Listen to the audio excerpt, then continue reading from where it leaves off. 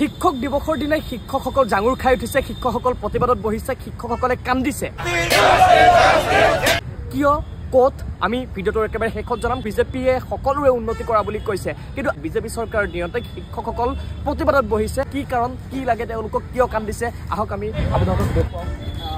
আজি শিক্ষক দিৱস, পিছে অসমৰ একাংশ শিক্ষকৰ বিলৈ চাওকচোন। শিক্ষকে কান্দিছে, কাঁহী বাতি বজাই প্ৰখৰ ৰ'দত প্ৰতিবাদী অনশনত বহিছে। কোনোৱে আকৌ হাতত গীতালৈ প্ৰাৰ্থনা কৰিছে। মুঠৰ ওপৰত সকলো চেষ্টা তেওঁলোকে কৰিছে ন্যায্য প্ৰাপ্তিৰ আশাত। পিছে তেওঁলোক আজিও পণবন্দী, যেন দ্বিতীয় শ্ৰেণীৰ নাগৰিকলৈ পৰ্যবসিত হৈছে তেওঁলোক। 25-30 বছৰ শিক্ষকতা কৰিও তেওঁলোক হেনো আজি বঞ্চিত। এতিয়া তেওঁলোকৰ শোচনীয় অৱস্থা। তিৰুতৰৰ পৰা শিক্ষকলৈ উন্নীত কৰিবলৈ কাটৰ আহ্বান চৰকাৰলৈ। পিছে এওঁলোকৰ দুখ বুজিবনে চৰকাৰে? হয়তো সকলো দাবী পূৰণ কৰাটো সম্ভৱো নহ'ব পাৰে চৰকাৰৰ বাবে, কিন্তু অন্তত গঠনমূলক আলোচনাও কৰিব নোৱাৰেনে? এনেকুৱা একোৱে উপায় নাইনে চৰকাৰৰ হাতত, যাতে পবিত্ৰ শিক্ষাবৃত্তিৰে জড়িত শিক্ষকে অন্তত প্ৰতিবাদত বহিবলগীয়া নহয়? এই ছবিখন বৰ আমনিদায়ক, বৰ কৰুণ। আপুনি কি ভাবে কমেণ্টত জনাওক।